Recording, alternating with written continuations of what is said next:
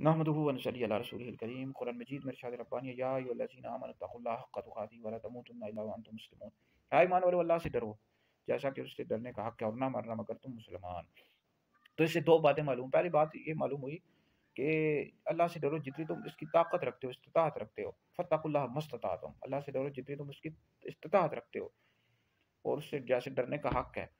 تو ڈرنے سے مراد یہ ہے کہ آپ شریعت کے حکام کی پابندی کریں، فرض نماز پڑھیں، رمضان کے روزے رکھیں، گناہوں سے بچیں۔ آپ کوئی زبان سے توبہ اور استغفار کرتا رہے، نماز پڑھے نا، اور روزے رکھے نا، فرض روزے نہ رکھے اور کہ میں اللہ سے ڈرتا ہوں، یہ ڈر نہیں بلکہ آپ شریعت کے حکام کی پابندی کریں۔ تو دوسری بات یہ معلوم ہوئی کہ مسلمان ہونا کمال ہے، مسلمان مرنا کمال ہے۔ بخاری شریف میں حدیث موجود ہے کہ اعمال کا دار و مدار خاتمے پر ہے۔ تو لہٰذا یہ کہ ہر مسلمان کو دعا کرنی چاہیے کہ اللہ ہمارا ایمان پر خاتمہ فرما۔ بخاری شریف، ابو داؤد شریف میں حدیث موجود ہے کہ جس کا آخری کلام لا الہ الا اللہ ہوا وہ جنت میں داخل ہوگا۔ جس سے مراد پورا کلمہ ہے لا الہ الا اللہ محمد رسول اللہ، وہ جنت میں داخل ہوگا۔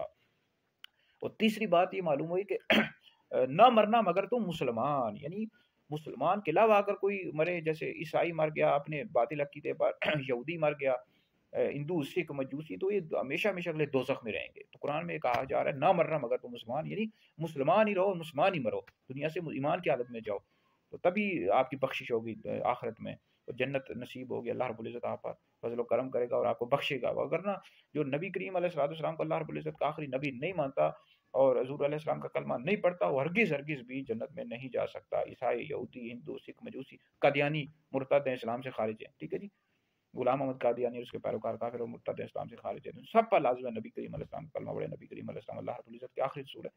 اس طرح جو روافض ہیں، وہابی، دیوبندی، ان سب پر لازم ہے کہ اہل سنت کے عقیدے پر آئیں۔ مشکوٰۃ شریف میں حدیث موجود ہے، سواد اعظم کی اتباع کرو، جو سے الگ ہوا دوزخ میں داخل ہوا۔ تو اہل سنت ہی جنتی جماعت ہے، اہل سنت ہی کے عقیدے پر قائم رہنا ضروری ہے۔ روافض پر بھی لازم ہے، وہابیوں، دیوبندیوں، سب پر کہ اہل سنت کے عقیدے پر آ جائیں۔ یہ ویڈیو سنیں، دیگر لوگوں تک پہنچائیں، آپ لوگوں کے لیے بہت بڑا شکریہ جاری ہے۔